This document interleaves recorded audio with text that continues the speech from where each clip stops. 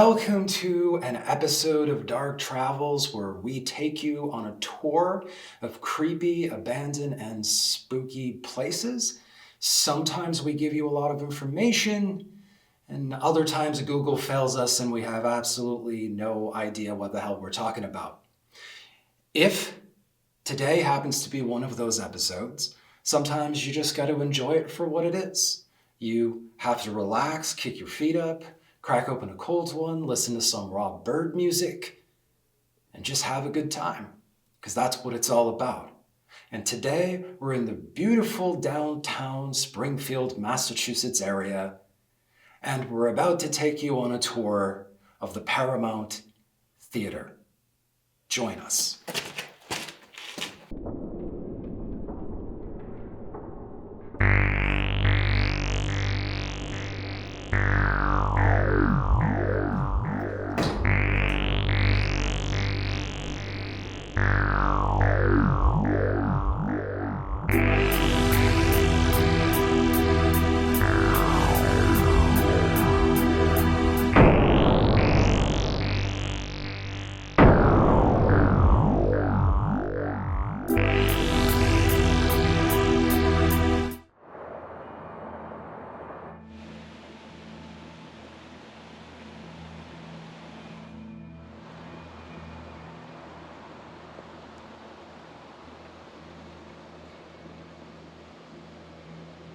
The Paramount Theatre opened in Springfield, Massachusetts in 1929, advertised as Springfield's newest playground of pleasure. It was combined with the Massasoit House Hotel and seated 3,200. It was designed to play talking motion pictures, which were beginning to replace silent films. Like other theaters at the time, it also held vaudeville performances.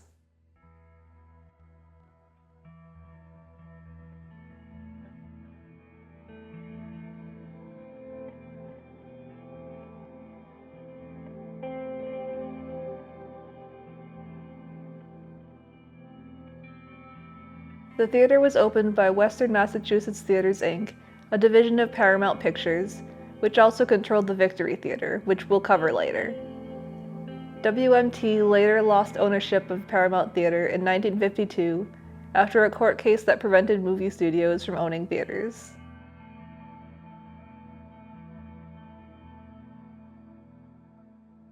Movies were the main attraction at the theater until 1966, when focus shifted to musical performances and other live entertainment.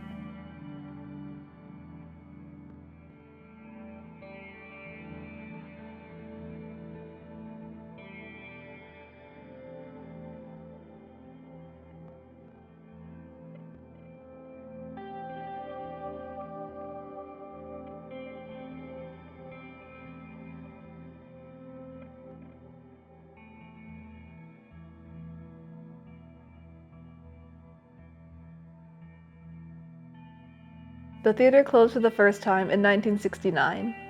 It reopened again in 1975 and was renamed the Julia Sanderson Theater after a Broadway actress from Springfield. It changed from live performances back to movies in 1979, when it also changed its name back to Paramount.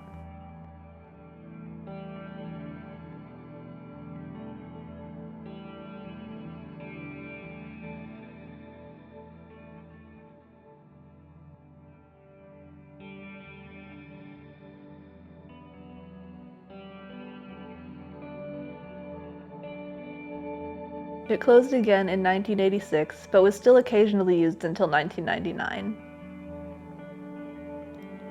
It reopened again in 2000 as the Hippodrome Theater, a nightclub and theater, by Paramount Realty Investments LLC Creative Theater Concepts. It was purchased again by the New England Farm Workers Council, however, in 2011. They used the theater sporadically, but closed it for good in 2015 after a shooting. However, they intend to remove the nightclub alterations and eventually reopen the theater and hotel. Renovations are expected to cost between $32 and $41 million. The council has received a $2.5 million grant from the governor and an additional $4 million in federal loans.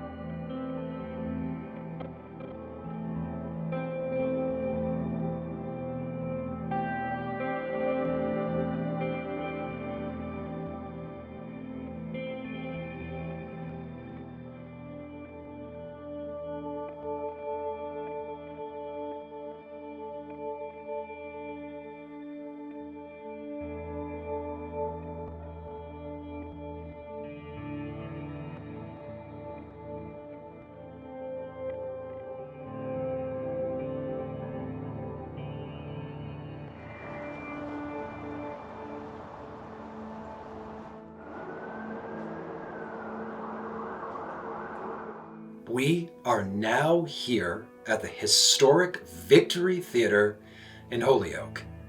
And I sincerely hope my car is still out there when we get out of this place. But until then, we want you to know that the Victory got its name from the World War I Allied victory in 1918.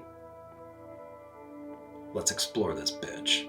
The Victory Theatre opened in Holyoke, Massachusetts in 1920, starting with a gala event featuring vaudeville acts and a screening of The Furnace, directed by William Desmond Taylor. All gala proceeds were donated to the City Hospital and House of Providence Hospital. The theater was named Victory after the recent Allied victory in World War I. There's an eagle medallion in the center of the stage to commemorate it.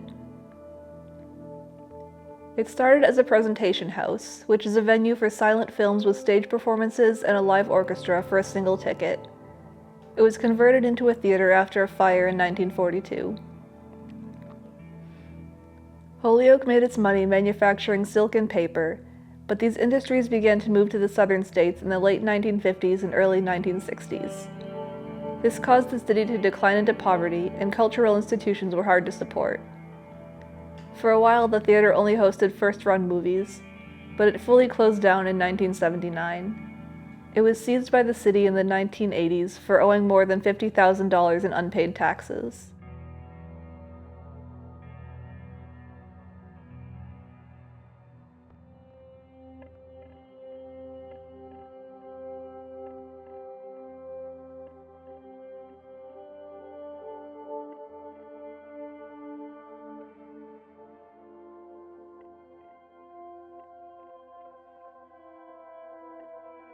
A local group of activists called Save Victory Theatre Inc.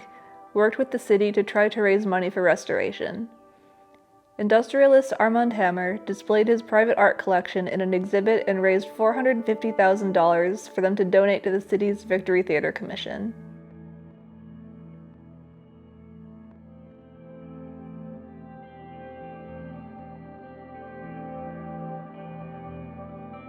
The Massachusetts International Festival for the Arts, MIFA, rented the abandoned theater from 2007 to 2009, hoping to bring arts back to the city, but there was still talk of it being demolished.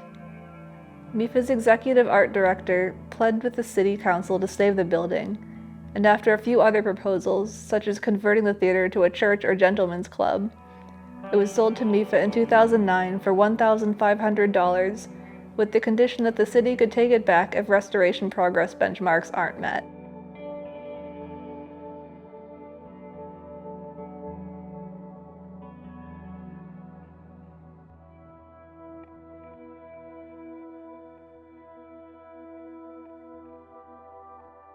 Restoration is expected to cost $43 million. MIFA has been able to secure state, private, and corporate funding and has begun restoration work. They had hoped to be able to reopen on December 20th, 2020 to celebrate the theater's 100th birthday, but that timeline has been pushed out.